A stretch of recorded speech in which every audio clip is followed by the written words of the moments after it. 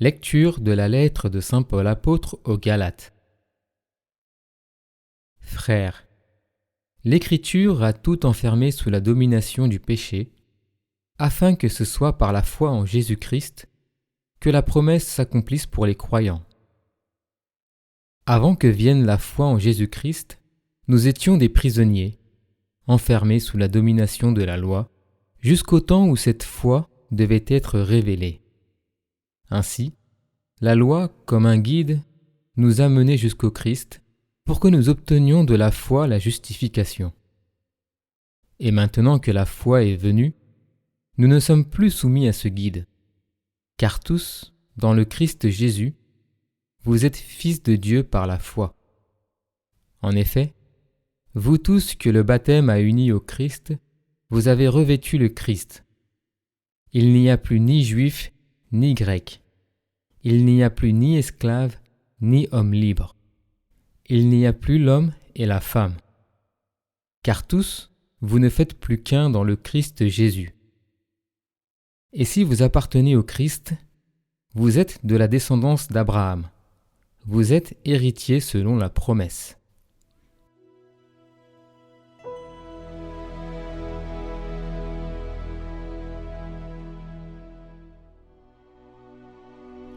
Le Seigneur s'est toujours souvenu de son alliance. Chantez et jouez pour lui, redites sans fin ses merveilles.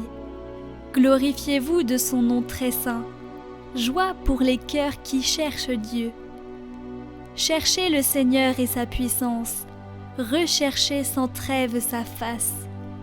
Souvenez-vous des merveilles qu'il a faites, de ses prodiges, des jugements qu'il prononça. Vous, la race d'Abraham son serviteur, les fils de Jacob qu'il a choisis. Le Seigneur, c'est lui notre Dieu. Ses jugements font loi pour l'univers.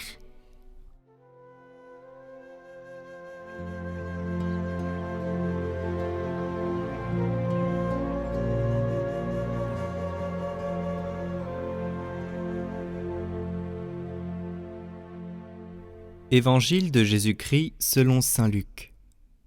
En ce temps-là, comme Jésus était en train de parler, une femme éleva la voix au milieu de la foule pour lui dire « Heureuse la mère qui t'a porté en elle et dont les seins t'ont nourri. » Alors Jésus lui déclara « Heureux plutôt ceux qui écoutent la parole de Dieu et qui la gardent. »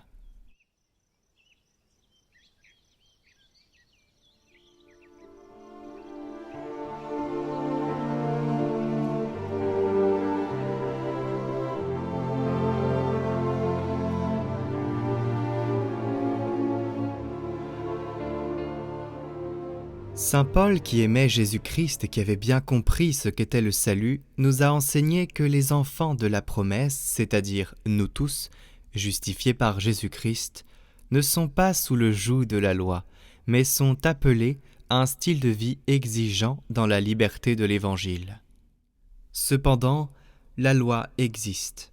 En somme, la conviction de l'apôtre est que la loi possède certainement une fonction positive, et donc comme le pédagogue, pour faire avancer, mais c'est une fonction limitée dans le temps. On ne peut pas étendre sa durée outre mesure car elle est liée à la maturation des personnes et à leur choix de liberté. Une fois que l'on arrive à la foi, la loi arrive à la fin de sa valeur probédeutique et doit céder la place à une autre autorité. Qu'est-ce que cela veut dire ? Qu'une fois la loi finie, nous pouvons dire « Nous croyons en Jésus-Christ et nous faisons ce que nous voulons ?» Non, bien sûr que non. Les commandements sont présents, mais ils ne nous justifient pas. Celui qui nous justifie est Jésus-Christ. On doit observer les commandements, mais ils ne nous donnent pas la justice. Il y a la gratuité de Jésus, la rencontre avec Jésus-Christ, qui nous justifie gratuitement. Le mérite de la foi est de recevoir Jésus, l'unique mérite, ouvrir son cœur. Et que devons-nous faire avec les commandements ? Nous devons les observer, mais comme une aide pour aller à la rencontre de Jésus-Christ. Nous vous proposons aujourd'hui de vous rendre sur la playlist Miséricorde. Nous voulons, par ces chants, ouvrir vos cœurs et vous montrer que Jésus vous attend là où vous êtes. Et il suffit juste de lui donner la main pour aller avec lui au large.